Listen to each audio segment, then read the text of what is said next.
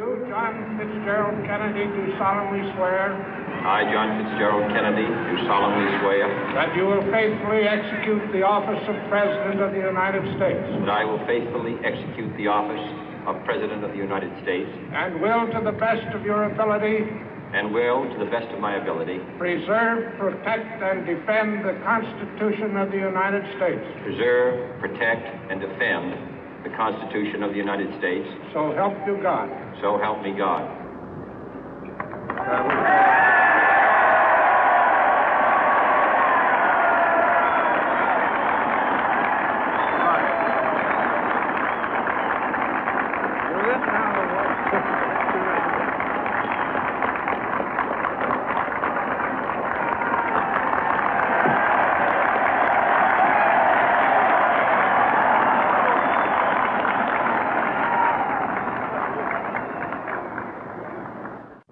Vice President Johnson, Mr. Speaker, Mr. Chief Justice, President Eisenhower, Vice President Nixon, President Truman, Reverend clergy, fellow citizens. We observe today not a victory of party, but a celebration of freedom, symbolizing an end as well as a beginning, signifying renewal as well as change. For I have sworn before you and Almighty God the same solemn oath our forebears prescribed nearly a century and 3/4 ago. The world is very different now, for man holds in his mortal hands the power to abolish all forms of human poverty and all forms of human life. And yet the same revolutionary beliefs for which our forebears fought are still at issue around the globe. The belief that the rights of man come not from the generosity of the state, but from the hand of God.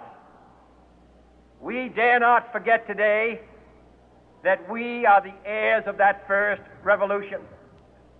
Let the word go forth from this time and place to friend and foe alike that the torch has been passed to a new generation of Americans born in this century, tempered by war, disciplined by a hard and bitter peace, proud of our ancient heritage, and unwilling to witness or permit the slow undoing of those human rights to which this nation has always been committed and to which we are committed today at home and around the world.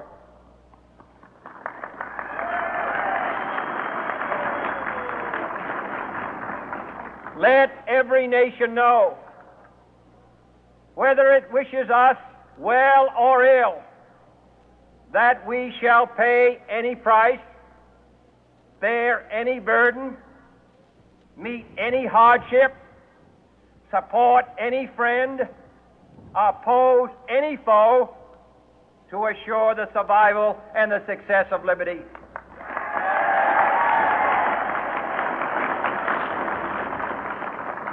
This much we pledge and more.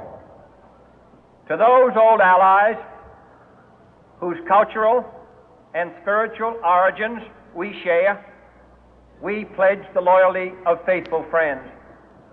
United, there is little we cannot do in a host of cooperative ventures. Divided, there is little we can do, for we dare not meet a powerful challenge at odds and split asunder.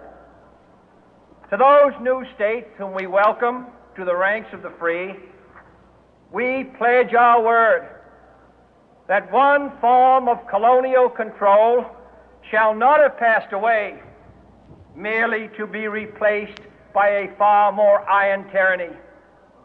We shall not always expect to find them supporting our view, but we shall always hope to find them strongly supporting their own freedom, and to remember that in the past, those who foolishly sought power by riding the back of the tiger ended up inside.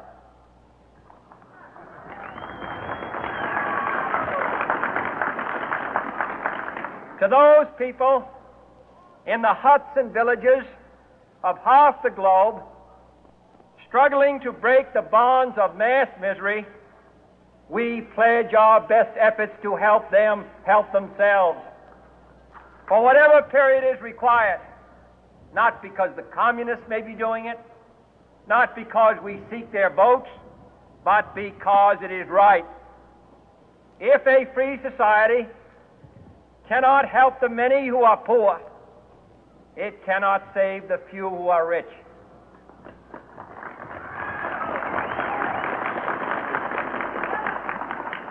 To our sister republics south of our border, we offer a special pledge to convert our good words into good deeds, in a new alliance for progress, to assist free men and free governments in casting off the chains of poverty. But this peaceful revolution of hope cannot become the prey of hostile powers. Let all our neighbors know that we shall join with them to oppose aggression or subversion anywhere in the Americas. And let every other power know that this hemisphere intends to remain the master of its own house.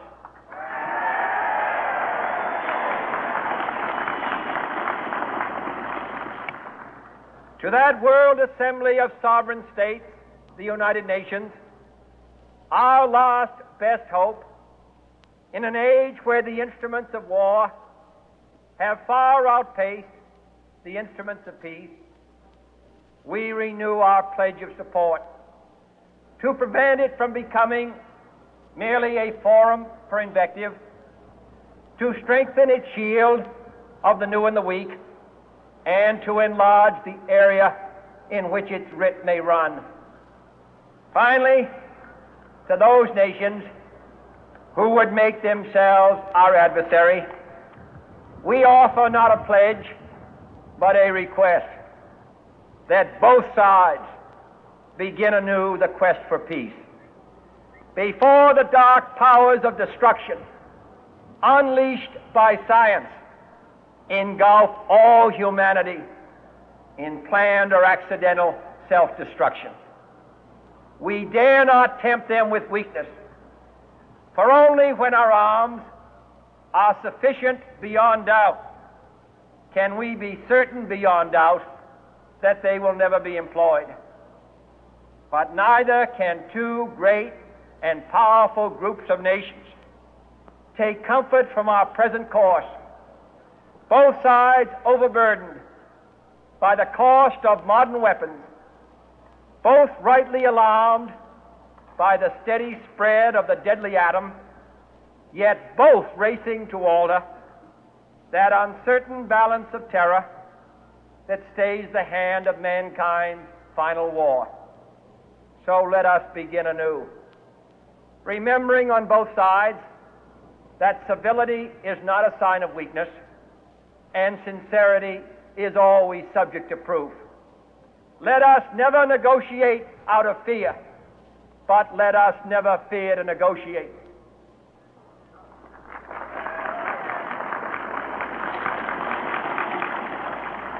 Let both sides explore what problems unite us, instead of belaboring those problems which divide us. Let both sides, for the first time, formulate serious and precise proposals for the inspection and control of arms, and bring the absolute power to destroy other nations under the absolute control of all nations.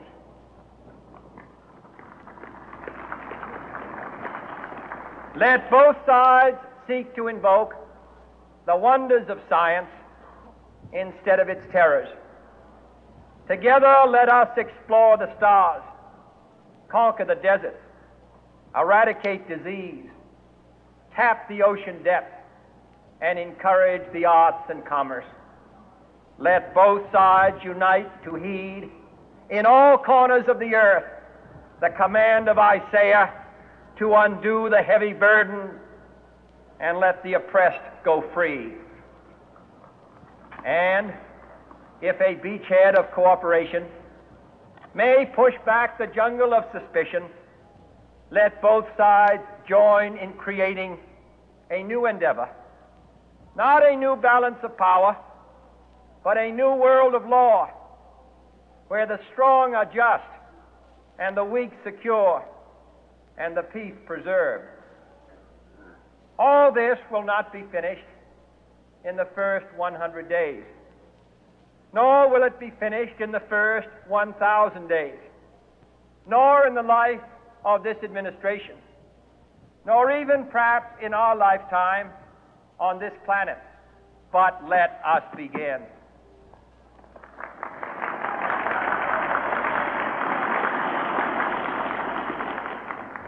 In your hands, my fellow citizens, more than mine, will rest the final success or failure of our course. Since this country was founded, each generation of Americans has been summoned to give testimony to its national loyalty. The graves of young Americans who answered the call to service surround the globe. Now the trumpet summons us again, not as a call to bear arms, though arms we need, not as a call to battle, though in battle we are, but a call to bear the burden of a long twilight struggle, year in and year out, rejoicing in hope, patient in tribulation, a struggle against the common enemies of man, tyranny, poverty, disease, and war itself. Can we forge against these enemies a grand and global alliance, north and south, east and west, that can assure a more fruitful life for all mankind? Will you join in that historic effort?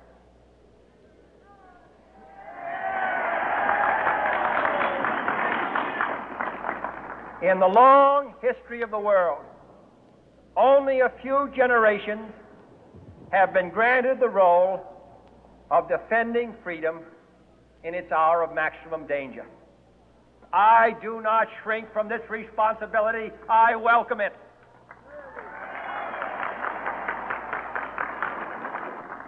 I do not believe that any of us would exchange places with any other people or any other generation. The energy, the faith, the devotion which we bring to this endeavor will light our country and all who serve it. And the glow from that fire can truly light the world. And so, my fellow Americans, ask not what your country can do for you, ask what you can do for your country.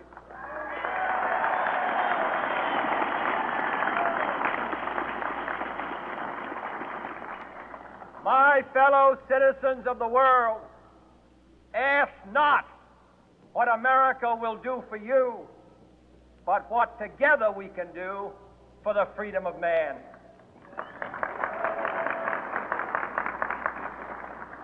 Finally, whether you are citizens of America or citizens of the world, ask of us here the same high standards of strength and sacrifice which we ask of you.